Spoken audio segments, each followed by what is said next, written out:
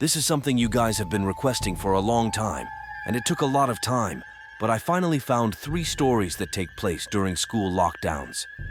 It was a typical boring day in calculus, only it was Friday, 7th period, meaning the week was almost over and spring break would finally be upon us. So, everybody was getting antsy in their seats.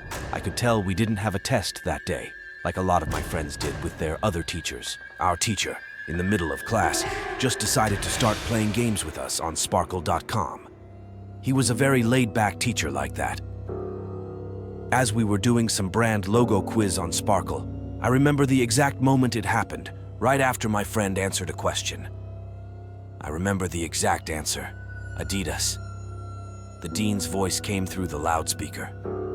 He sounded panicked and frantic, telling all the teachers that this was not a drill and to go into lockdown.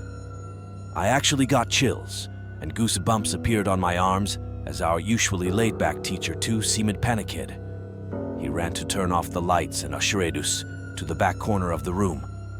We all sat in silence for about 2 minutes, and then the usual buzzing that came from a panel in the back of the room ceased, indicating that the school must have cut all power. We all looked at each other, realizing this must be serious. A few more minutes of waiting later, we heard a man screaming at the top of his lungs coming down the hallway. 2 girls in the class actually started crying, making all of us even more scared. As the screaming got closer to the classroom, the lunatic-sounding man started banging on the lockers while screaming, "I'll kill all of you." It was at that moment that I started to fear for my life. My teacher shushed us as we all looked at each other to see our peers' reactions. The banging then moved from the lockers to our classroom door, and that's when one of the crying girls screamed, "No!" The banging on the door only grew worse as the man started screaming, "Open up!" 2 of the girls in the class were crying out loud now. It felt like an eternity that the man was pounding at the door, but eventually he finally continued down the hallways, screaming like a mentally insane person, until we could not hear him anymore. I'd say 10 minutes later, though it felt like half an hour given the situation, the dean came back on the loudspeaker, explaining the situation, which was surprising for him to do. He explained that some apparently mentally unstable person entered the building and assaulted the woman sitting at the front desk, causing her to flee the building, screaming. Staff wasn't sure if the man was armed or not. Now, this was before the school had cameras or could afford proper security, so the school was wide open to something like this happening. The staff had done a sweep of all the hallways and classrooms and couldn't find him. So, the dean instructed the teachers to resume teaching, but to keep all the doors locked and to not let any students leave for any reasons. The most disturbing part, however, is that one of the janitors working the night shift found the man sleeping in one of the storage closets near the back end of the school. According to rumors spread by my peers, sticking out of his pocket was a .44 Magnum. The janitor must have done something stupid to wake him up, for example, leaving the closet door open. By the time a police officer could arrive on the scene, the man was gone. My entire class, as far as I know to this day, has no idea if this man was ever found. But I like to think that right now, he's being given the proper help that he needs. My school has 2 lunch periods. The first lunch period is for all 6th graders and some 7th graders. The second lunch period is for the other half of the 7th graders and all 8th graders. The lockdown happened in the beginning of October. The day the lockdown occurred, it was overcast and rainy. During the first lunch period, I heard 4 loud booms. I personally thought it was thunder, but the entire lunch crowd started screaming. I was thinking those kids were just serious. Dark clouds loomed over Greenfield High School, casting an eerie shadow across the entire campus. I, a young computer intern working in the school's basement, found myself entangled in a tale of horror that would forever haunt my memories. The basement, though cluttered and disorganized, housed a small 3-person office that offered a temporary sanctuary from the chaos outside. It boasted 3 spacious desks, 2 mini-fridges, a flat-screen TV mounted on the wall, and the luxury of air conditioning, an amenity denied to both students and teachers above. One mundane day during our routine lunch break, my co-workers, Dave and Gary, were conspicuously absent from the office. Presumably, they were engaged in paperwork or other mundane tasks on the upper floors. As I enjoyed my sandwich during the break, an unexpected phone call from the front office plunged me into a situation of unimaginable horror. The school was on lockdown. A sinister figure armed and dangerous had breached the premises. With limited means of defense in the cozy office, devoid of an actual door, just a broad opening, and the basement entrance lacking a functional lock, I took the only precaution available. I extinguished all the lights in the office, shut down my computer screen, and left my phone on the desk, reaching out to Gary and Dave through text messages, receiving no response. For about 20 agonizing minutes, I sat alone in the dark, the muffled sounds of chaos from above reverberating through the silent basement. Then, the loud creaking of the basement door pierced the air, and I immediately bolted upright. Should I call out to Gary or Dave, or should I remain silent? Rolling under my desk, I waited in tense anticipation.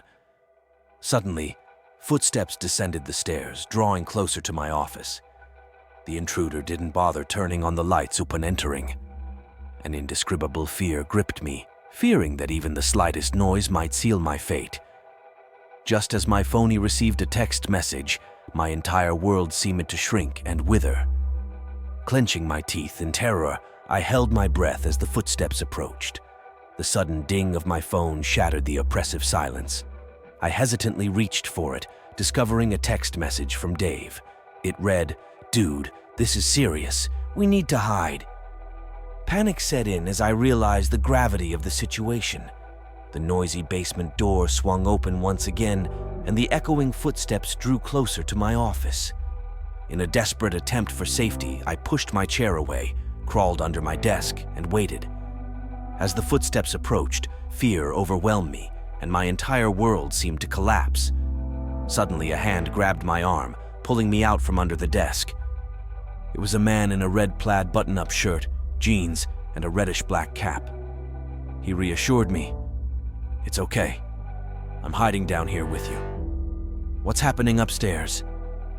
Seeking answers, I questioned him about the situation, but he evaded my queries. Instead, he inquired about an exit in the basement. I pointed him in the right direction, and before I could ask more, I questioned his identity. A brief silence followed before he reluctantly explained that he had come to pick up his son when a teacher advised him to hide. In that moment, I checked my phone, realizing the text I received was from the real Dave, stating, "This is a trap." Footsteps abruptly approached, and as I dug out from under the desk, I pleaded with the mysterious man not to harm me. Just then, someone else grabbed my arm and pulled me up.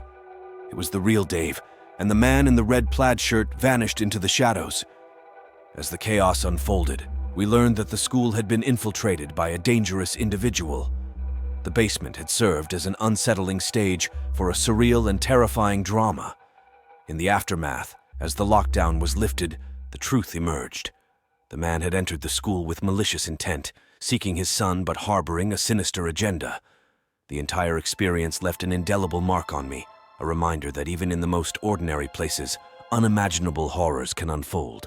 The basement, once a refuge, became the setting for a nightmarish encounter that would forever haunt my dreams. Greenfield Elementary School, on a somber winter night, was blanketed in pristine snow. The moonlight illuminated the frozen trees, and the school building seemed to be lost in a ghostly tale from bygone times. That night, in the usually lively corridors, now shrouded in silence, a mysterious presence lingered. On that fateful night, 10-year-old Tommy ventured into the school's entrance, guided by the strange sounds he had been hearing. In one of the hallways, he found himself standing in front of an old diary, illuminated by a trembling candle. The pages of the diary, as Tommy flipped through them, revealed traces of a long-standing curse dating back to the school's establishment. As Tommy delved into the diary, the pages began turning on their own. The events of the past, unveiled by the diary, summoned spirits long forgotten. Tommy's breath caught as a dark mist emerged from the diary, calling forth the souls trapped within. Suddenly, a distant child's laughter echoed from the end of the corridor. Tommy followed the sound and arrived at a classroom where a faint light flickered. However, the children standing in the center of the light were translucent, their eyes vacant. The spirits hinted at being remnants of students from a bygone era. In that moment, letters materialized on the classroom's chalkboard and whispered to Tommy, "We will play with you, Tommy. You have broken the curse, and now you are here." Faint lights roamed the walls, echoing the cries of the children's past. Tommy tried to flee, but the corridor started twisting like a labyrinth. Ghostly figures appeared at every turn, and pale faces from every corner conveyed the agonies of their pasts, haunting Tommy with their desperate cries. The spirits relentlessly chased him, making him relive their torments over and over again. Lost in the dark corridors, Tommy struggled to escape, and the haunted apparitions continued pursuing him. For a moment, the swirling ghosts made him feel their last breaths. Eventually, Tommy emerged into the school's old courtyard, like a lost soul wandering through the labyrinth of hallways. Ghosts continued to chase him as he ran amidst the gravestones in the courtyard. Suddenly, the sky darkened, and a colossal black hand appeared. Lifting Tommy into the air, the hand dragged him toward the heavens. Looking down, Tommy confronted the eerie silhouette of the school building and the ghosts that roamed within. In the end, Tommy was pulled into a dark portal, distancing him from the school's corridors. Left behind, Greenfield Elementary School, buried in silence, stood as a dark memory bearing the traces of a long-standing curse. Tommy, however, could never return to the real world. His body and soul were lost in the depths of the school, merging with the darkness. The fact remained that another student had succumbed to the ghosts of the school, continuing the cycle of possession.